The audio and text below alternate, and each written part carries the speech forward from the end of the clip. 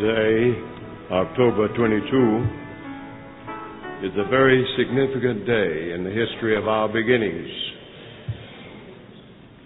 More than a half century ago, when I was finishing my work here at Oakwood College, my fellow ministerial students asked me to design a place for the old slave bell. That bell had toppled from its wooden tower when we were sophomores. We made a decision and decided we would make our contribution of granite, stone, to match the most notable building on the campus at that time, Moran Hall. I did 3 designs for consideration. The most simple was chosen because it simply was the most affordable. Those of us in the class were financially challenged. And so this thing that we did became the point of interest for the Oakwood College and remained so for more than 54 years. Someone poured concrete on the inner circle, and I believe it was a concession to laziness more than aesthetics. I sat musing recently, and I wondered how many prayers had been prayed from that place. There must have been hundreds of marriage proposals, and I suppose hundreds of rejections. I thought of groups cramming for exams. There was meditating and communing and debating and foolishness and laughter and trash talking and courting and picture taking, and all of it added up to good memories at Oakwood College. I always hoped that the great ones at one time or another sat on the circular benches. Eva Dykes, Calvin Mosley, Ernest Rogers, Otis Edwards, C.T. Richards, Natelka Burrell, and others. In 1953, I saw Dr. Mordecai Johnson pause to take a look and then step inside the circle to read our plaque. In case you never knew, I want to tell you the class of 1951 had class. Elder John Wagner was our president. The president of the student body was Harold Cleveland. Russell Bates, Leonard Newton were vice presidents of the student union. Lovey Davis Verdun, Mineola Dabney Dixon, and other luminaries were in this group. There was a favorite spot or favorite memory for me concerning that spot. When Elder Bates and I were digging the foundation and piling dirt to the outside, a conference president walked over, stood on top of the pile, and invited me to be an intern in his conference on the very day that we dug the foundation. Mr. President, Pastor, Dr. Rock, Elder Harold Lee, Elder Don Schneider, Attorney and Mrs. Cologne, Mr. Alan Collins, and all the rest of you who are on the rostrum today, members of the staff, friends of God. It is a great privilege for me to be here and a sincere pleasure at having this privilege. For today we plan to unveil a new point of interest on these hallowed grounds. The campus center has shifted in the intervening years. Growth and progress are stamped on everything. And today in this auditorium we range from old to new. I straddle 3 generations. And yet the same motto that greeted me as I entered this campus in 1947 is still there at the gate today. Enter to learn, depart to serve. And it is still a profound and powerful challenge. Several of our sister institutions have long had significantly emblematic statuary. These points of interest on campus. At one, as you have heard, the Good Samaritan. And the thing that caught my eye is this, that improbable Samaritan, though cast in cold bronze, is obviously Hamitic. Then the prodigal son and the G. and Andrew statue. I have felt most profoundly that the idea of the cross-bearer was most appropriate and deeply meaningful. Inspired thought went into the planning, along with startling generosity and excellent craftsmanship. Over the centuries, through brush and chisel, poetry and song, artists, it seems, have always tried to claim all positive Bible characters as Europeans. I have studied these in the ancient cathedrals and museums on several continents. I have smiled at the bright blue eyes of Moses and his black wife, and the Queen of Sheba and Queen Hatshepsut, who took Moses from the Nile, even the Ethiopian eunuch, and of course Christ himself. And this is not sinful, it's just not correct.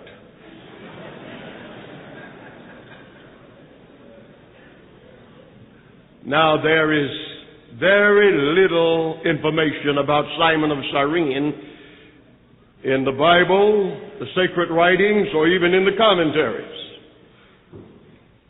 Most just say he was there on that fateful day, and they grabbed him and compelled him to bear the cross.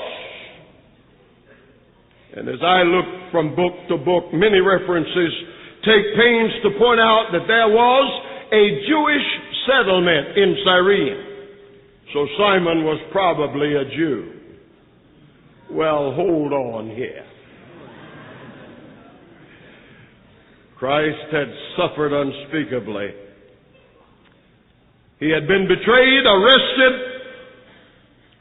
unmercifully beaten, crowned with the acanthus wreath, beaten some more, stripped of his robe.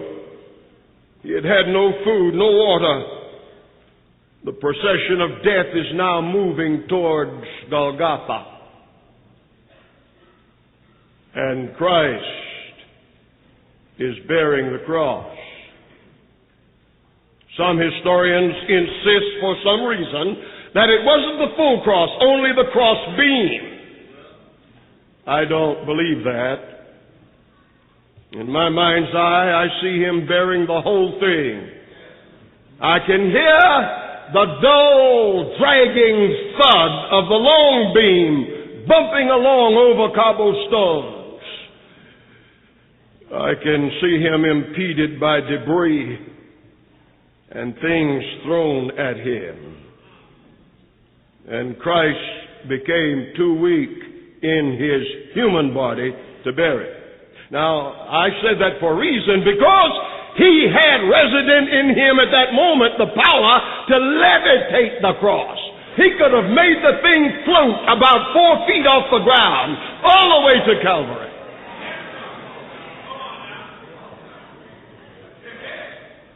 No, he would bear all of the weight, and all of the shame would bear down on him. Make no mistake about it, Jesus was the cross bearer. But he came to a point where he would share this burden with one who would prove worthy. Now there were 3 groups represented there, and the Romans weren't about to touch the cross. They were the masters in charge, not cumbered with pity and compassion. They shortened their swords and extended their empire by being tough and cold and hard and mean. The 5th procurator of that part of the world had made it clear he wanted no truck with these pesky Jews. The volatility of the region had already stuck in Caesar's craw. So he said to them, I want you to be careful how you handle this. Now the Jews were there. They weren't going to touch it either.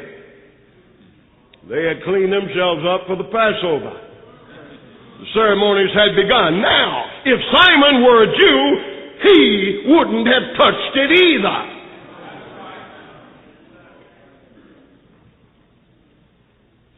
It is suggested that maybe he was a merchant or a tradesman or someone just bringing in wood for the altar fires of the holiday. Whatever. One thing is clear to me, he was one of us. Just ordinary. An author by the name of Cowan, in his work, The Handbook of the Bible, said he well could have been a Negro. I don't believe he was seeking a place in history. Yet, wherever the evangel has gone, the name of Simon is inextricably bound to the Savior's name. I ask you today, who knows the name of the nail driver? I ask you today, who knows the name of the cross crafter or the whip slinger? They are forgotten in history, but this son of Ham is well known. And we, in a special sense, have been cross bearers for a long, long time. Disagreeable duties have devolved upon us for centuries. And something tells me in my mind that Christ will never forget that dark hand that curled under the cross and relieved him. The hand of Simon the Cyrenian. When the procession stalled, a pall hung over the maddened crowd. It had halted. There's a dilemma. Something has gone wrong. Who can or shall help with the cross? There's this dreadfully audible silence as they look around asking, who? Who? What's happening here? Can't we get this thing done? The sun will be cresting and waning soon. Sunset is coming. We got to get it over with. Christ was murdered by Sabbath keepers, health reformers, and those who were heavily religious. And perhaps from the back of a steed came the command, you black fella, come here. Lift this thing. Even reluctantly, his hand curled under the cross, and the other was offered to the poor, unfortunate specimen of manhood, now so horrendously crumpled beneath this heavy killing machine. I read that it probably weighed about 350 pounds, rough-hewn hardwood. Perhaps Simon was a bit indifferent when he was told to do this until he made eye contact.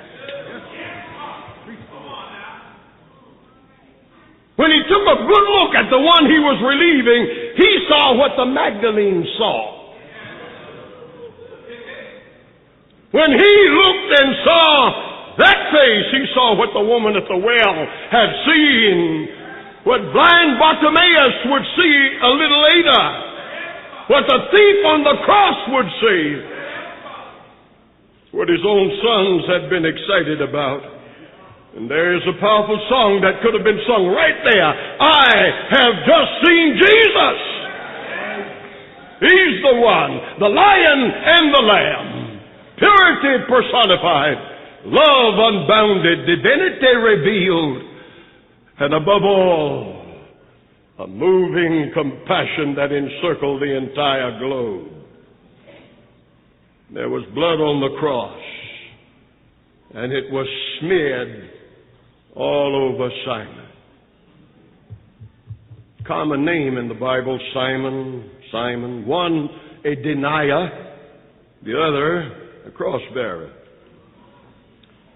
Of course, I refer to Simon Peter, who had a terrible experience until he was arrested by the crowing of a rooster. The rooster had perceived the light of day approaching while he was enshrouded in darkness. And then there was Simon Zelotes, fanatical opponent of Rome. That's about all we know about him. Simon, the brother of Jesus, who needed a finishing touch. Bless the Lord.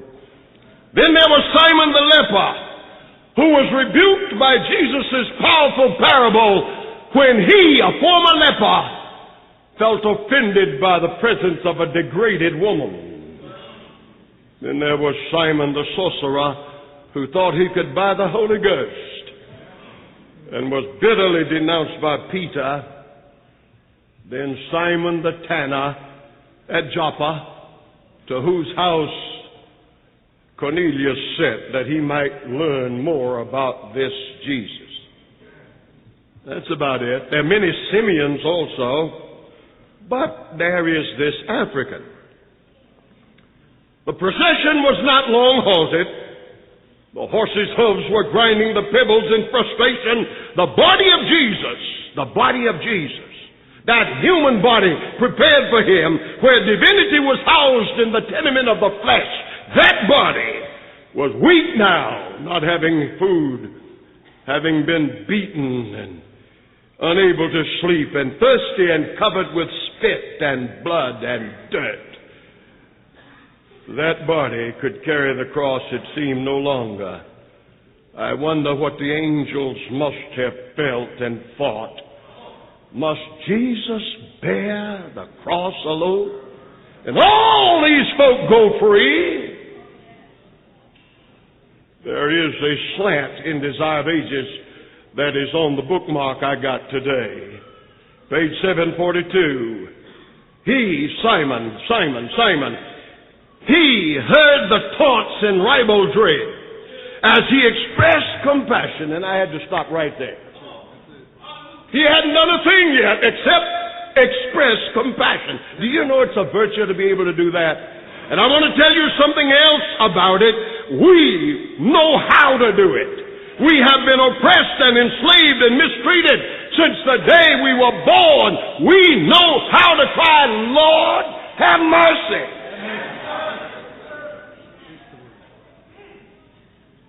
And we cry it easily at the sight of pain and blood and injustice. Some peoples are almost generally hard and cold and warlike, but there's nobility planted in the blood of Ham's children. Desire of Ages continues. When he expressed compassion, they seized him, a sympathizer. They seized him and compelled him. But later on, she says, he considered his being chosen a blessing and was grateful for providence. Cheerfully, he stands beneath the burden.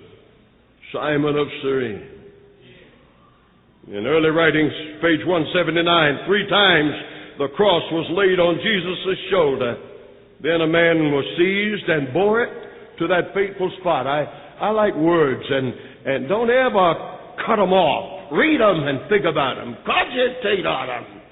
He didn't go part of the way and say, now, dude, I've helped you out thus far. I got to cut and leave you.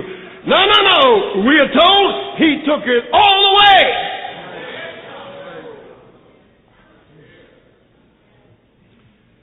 The cross bearers. I don't know why I thought of this, but Alan Dershowitz spoke on television this month of the hate mail he received simply because he was on the defense team of O.J. Simpson's. And he got this mail from sons and daughters of Abraham who should have known something about cruelty and Holocaust and racism. But that isn't all. F. Lee Bailey, quoted on the same program, said that suddenly his name was stricken from the social registry of Hollywood. No more invitations came to lavish mansions and dinners. And the point is, these men were only advisors and assistants to the real defender, the highly intelligent master craftsman of legal wrangling, Johnny Cochran. At Cochran's funeral, Al Sharpton said, when we clapped at O.J.'s acquittal, we were not clapping for him, we were clapping for Johnny, who had won one for us. I had graying hair when I learned of some of the mighty works of Ham's children. The filament for Edison's light bulb was done by a black man, Latimer. When you stop at a red light, that thing that often irritates us, prevents chaos, and facilitates traffic flow, it was invented by a black man. I'd walk miles behind a lawnmower before I knew a black man invented it. And then ice cream and potato chips, something we dearly love, worked out in the kitchens of Hamitic people. Just a few days ago, the train number 92 was headed to New York from Miami, and we were on board. We came into a wilderness outside of Jacksonville. We heard almost imperceptible thud and then a gradual breaking, measured breaking of this giant behemoth. And after a half hour sitting there in the wilderness, the trainman came on and said, "Folk, we just struck a car. A foolish driver was trying to beat the train to the crossing." We were glad to hear that there were no fatalities, though they were injured. 2.5 hours later, still there, the brakeman said, "We didn't dare brake suddenly, lest we cast hundreds of unsteady passengers about like bowling pins." And I thought, thank God for a black man who invented air brakes.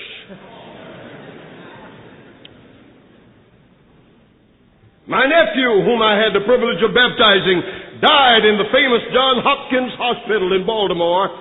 He was in the Blaylock Pavilion, that famous doctor.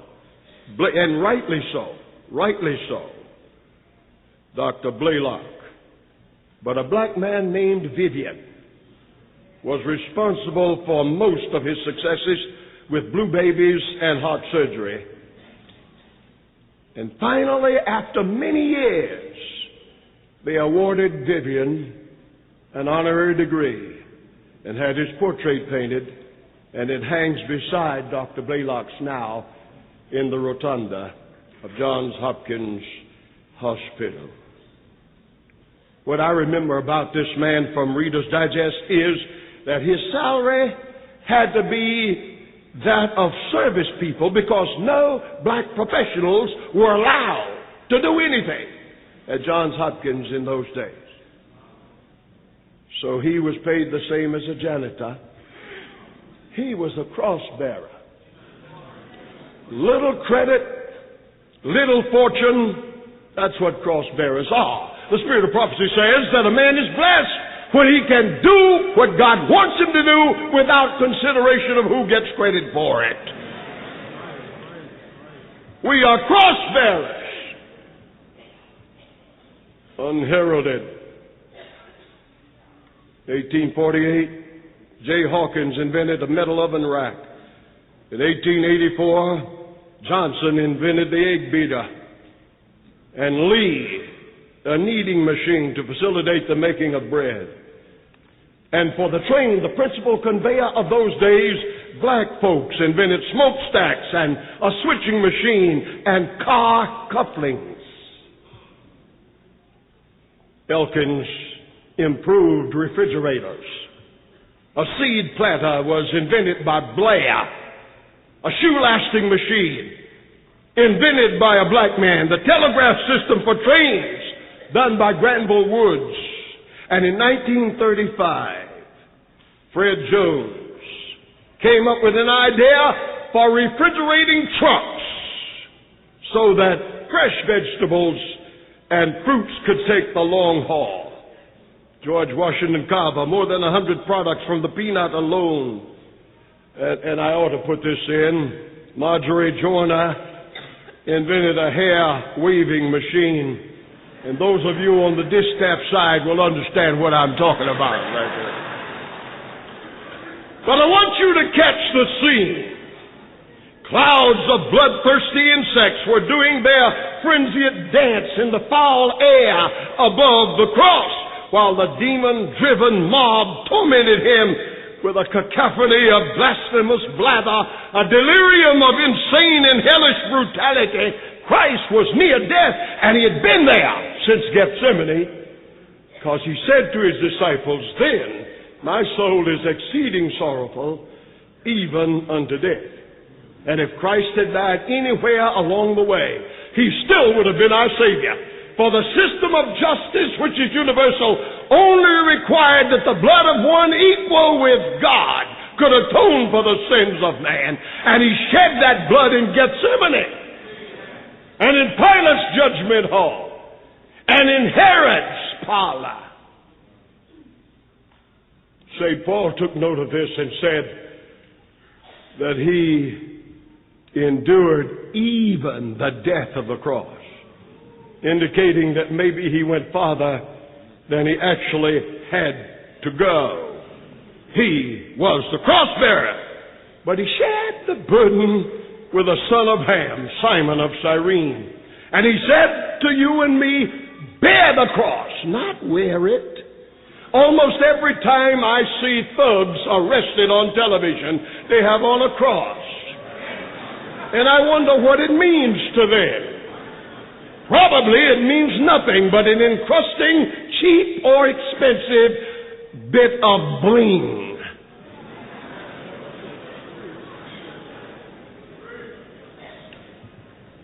Today, I'm so glad to tell you again that Jesus lives. Bill Gaither has a song on one of his programs, Jesus died, but he's not dead.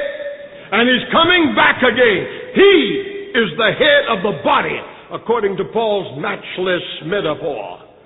The body is still human. That's you and me. That's this crowd here today and everywhere throughout the world. Red and yellow, black and white. We are the body.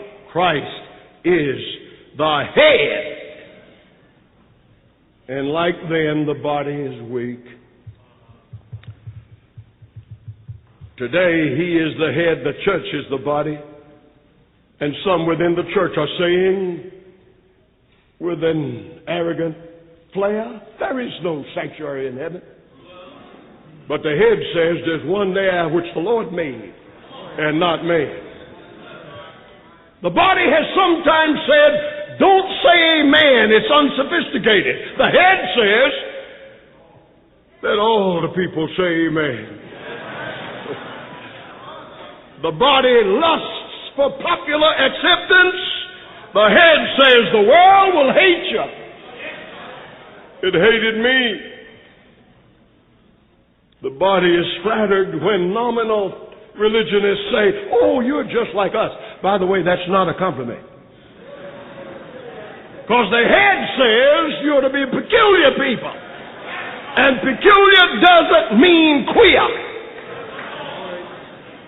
It means distinguishable and distinctive. The body shrinks from that because it fears being labeled a cult. The head says, "Woe unto you, when all men shall speak well of you." The body is discouraged by apparent successes of false prophets. The head says to the Lord, to the testimony, if they speak not according to this word, it's because there is no light in them. I've been to places where the body is saying, go to the beach on the Sabbath and stretch out in the sun. Buy your dinner in a restaurant. Play a little golf. And if you want a new kick, try scuba diving. But the head says the difference you make between the true Sabbath and other days pretty much determines the difference between you and just nominal churchgoers. The body, wanting to be politically correct, even sometimes is tempted to accommodate perversion. The head says they that do such things are worthy of death. But the body says it's only a biological problem. The head says, as it was in the days of Lot, so shall it be also in the days of the coming of the Son of Man. The body stumbles at the cross. The Greeks called it foolishness. It was an embarrassment to Israel. But the head says there's no other way, and none other name given among men whereby you must be saved. I saw in some of our own literature an appeal that we de-emphasize doctrine. What in the world does that mean? St. Paul said for the head to Timothy, be faithful in doctrine. Another group says the spirit of prophecy gets in the way. Let's do without it. The head says you can't find your way through the wilderness of these last days without it. It isn't a problem, it's a privilege. It was given to us. It's a gift of love from the Heavenly Father.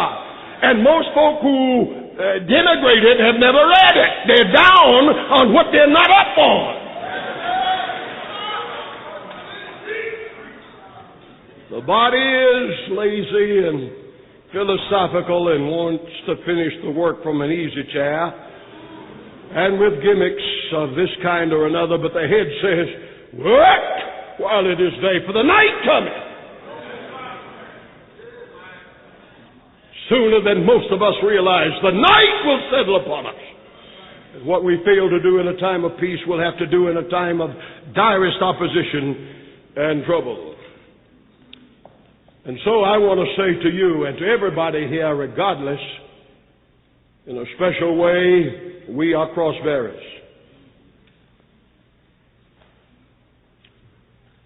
A thing or two I guess I ought not say. But we're told by the pen of inspiration, let's go get God's work done by His Spirit and not worry about money. If you go into the ministry for money, you've made a mistake. And I'm going to say something unusual. I approve of it. I was in a country once where our workers were paid on par with the colonels in the army. And you never heard such corruption in ministry. If we got giant salaries, everything would try to get in. But our church is good. They aim for upper middle class. And if you get sick, they'll help you with that. If you have a wreck, they'll help you fix your car. If your teeth go bad, they'll help pay the dental bill. But you don't go into it for money. Jesus said, you got to deny yourself. That's what cross bearers do. That's what keeps these highly prepared men on a campus like this when they could be somewhere else. Cross bearers. Jesus said, unless you do it, you cannot be my disciple. My heart rings with the words thundered from the mouth of Charles Spurgeon long ago. He said, alas, poor African, thou hast been compelled to carry the cross until now. Hail, ye despised children of the sun! Ye follow first after the King in the march of woe. So I remind you and myself there's a task to do. And we have been told if we suffer with Him, we'll reign with Him. He has this law of compensation in His mind. He's going to remember you, just like He will remember Simon. You can't outgive Jesus. Look what He has offered us. A little boy was lost in a huge crowd. Maybe you've heard this illustration. It just fits in right here. And he didn't know what to do, and they saw him crying. And the police came and gently tried to help. And the little boy was trying to explain his address and couldn't. But he remembered there was a church nearby with a huge cross that went way up into the air. And he began to describe the cross. And he said to the policeman, if you get me to the cross, I can find my way home.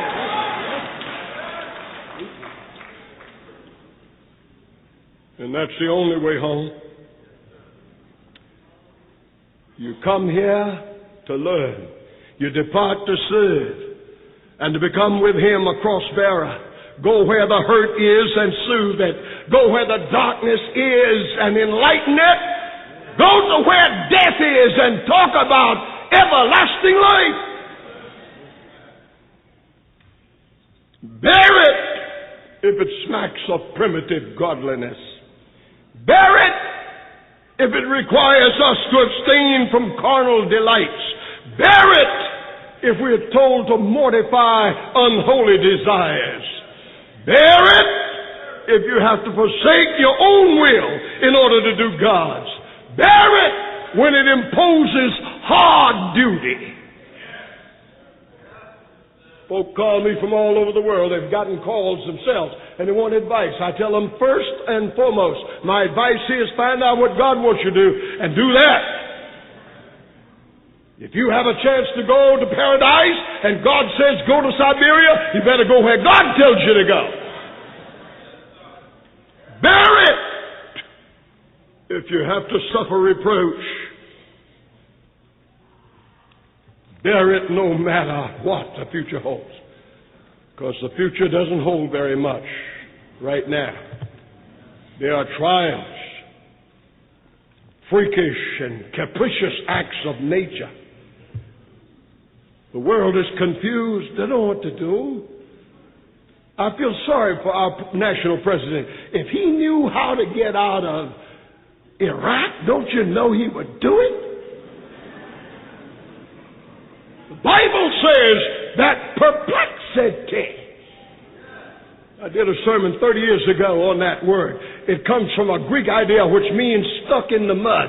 Leaders today are stuck in the mud. They don't know whether to go forward or backward. They don't know what to do.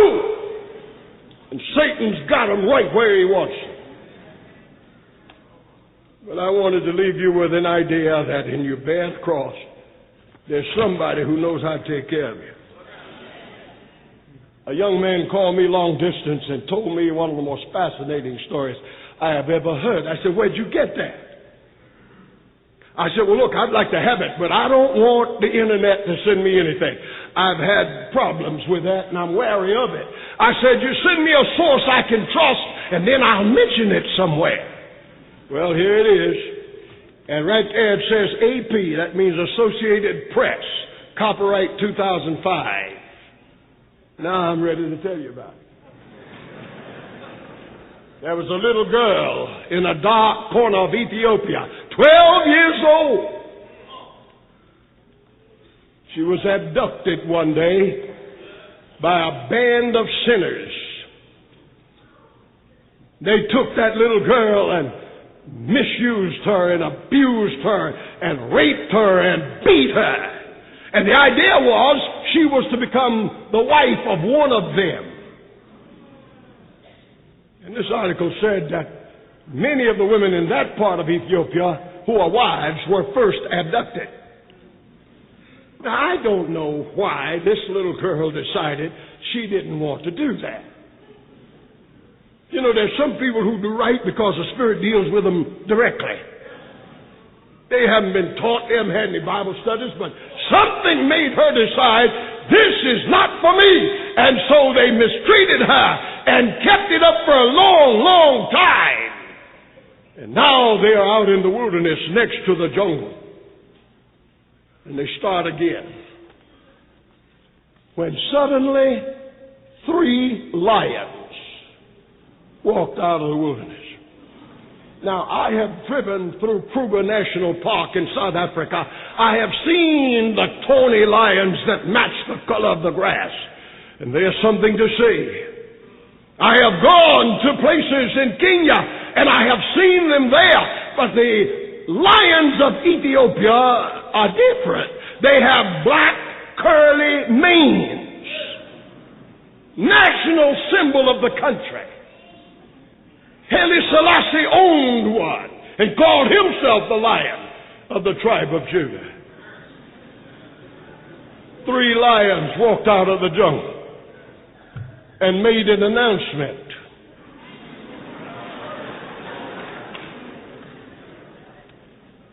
And when the lions spoke, these nefarious men took off and left the girl close to unconscious. And the lions laid down. And the article said they must have guarded her body over 3 hours.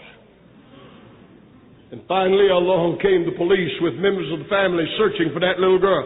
And when they drove up, the lion simply got up and walked back into the jungle. Now, aren't you impressed with that? My Lord. There's somebody watching over me. The load gets heavy and crushes me down. But there's somebody there. And the only reason he doesn't pick me up, he wants me to do it by faith. If it's too heavy, he interferes and interposes himself. He is the Lion of the tribe of Judah. We are the cross bearers. And until the body is united for eternity with the head, let us be faithful to the ideals and the creed of Oakwood College and the Lord's Church. You have been listening to another special American Christian Ministries presentation. International copyright, all rights reserved. To order a copy of this or other presentations, or for a free catalog, please call toll-free 800-233-4450. International calls dial 717-652-7000. You may also order from our secure website at www.americanchristianministry.org. There you will discover the largest selection of authentic Adventist preaching available. You can trust ACM. There's no compromise here. If American Christian Ministries has been a blessing to you, why not take a moment just now and send us a note or an email with your testimony? We'll share it with the speakers and volunteer workers to encourage them. Your prayers and continued financial support are very important to ensure the continuation of this ministry, as we help prepare America and the world to meet Jesus Christ. He is coming soon.